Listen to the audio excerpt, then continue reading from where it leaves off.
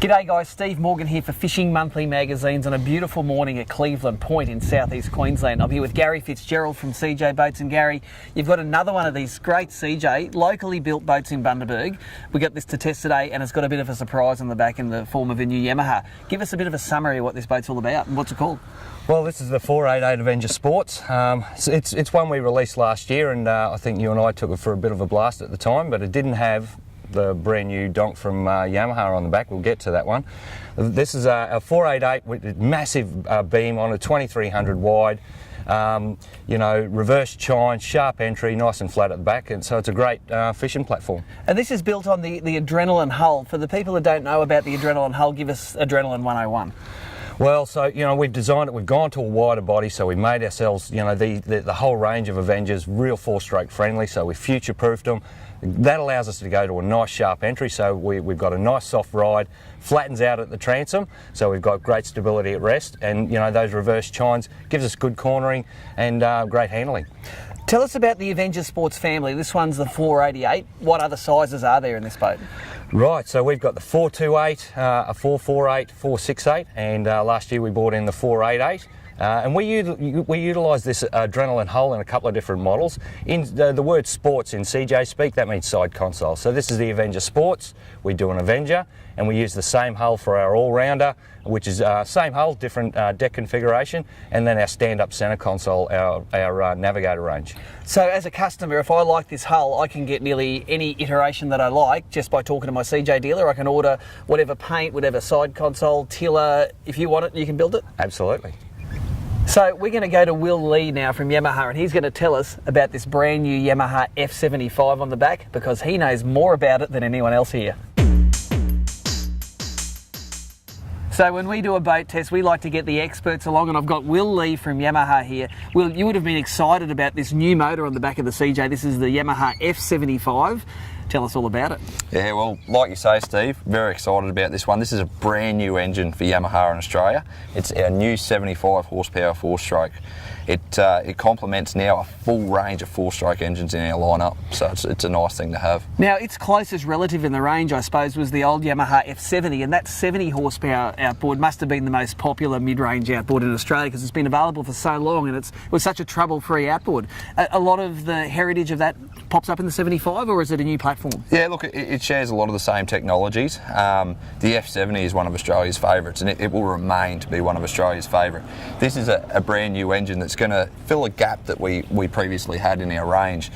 You look at a lot of Australian boat builders plates, they're rated to 75. So while people love the F70, they couldn't quite get there to that maximum horsepower, and that's the market trend right now, is that everyone's pushing to have the maximum horsepower that they can put on their boats. And I agree with that personally. If it's got a maximum horsepower rating, you put that on your boat, because if you don't, you might save a few dollars in the original purchase, but when it comes down to it, we all like extra horsepower, don't we? Absolutely. We all want to go fast and get there quickly to those spots that we're fishing. So, well, it's such a good day today. We're going to drop the SeaJay in the water, crank up the Yamaha and give this guy a burn, and we're going to come back and tell you exactly how it performs out on the water.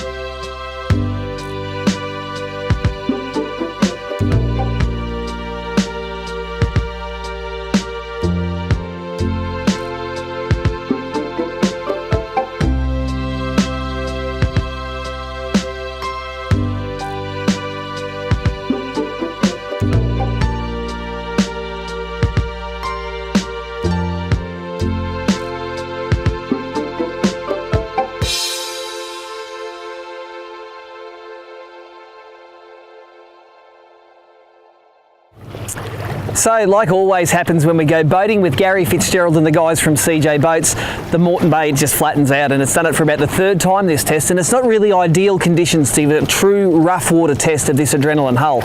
Of course, the adrenaline hull features the steep entry and then a dead rise which flattens out towards the back. Although it doesn't flatten out dead flat like some of the other SeaJay hulls, it's actually, I assume this hull is going to be quite seaworthy because of the bit of V it still has in the back of this hull. The other thing I noticed was this test boat, it's from the dealership and it's unloaded, so it actually felt very light on the water, and it didn't have enough weight in it nearly to put both of those chines in the water, so it probably felt more unstable as we tested it now than it would then when you had an electric motor on the front, batteries, your mates, your gear, your food and all that stuff on. So I suppose if I say it was a little bit unstable, it's only because it hasn't got anything in it at the moment. The massive beam on these things is just, it's built to be a great stable sport fishing boat. This boat is rated to 90 horsepower. This has the new Yamaha F75 on it, which is actually the same platform and the same weight as the 90. It could handle that 90 no problems at all. This boat wound out to, at wide open throttle, wound out to around 67 kilometres an hour. However, the best economy was at around 4,000 RPM, where it got over 3 kilometres per litre of fuel burn. And the other adrenaline hulls we've tested in the range with the Yamahas have very similar performance figures. These things are very, very frugal on the juice.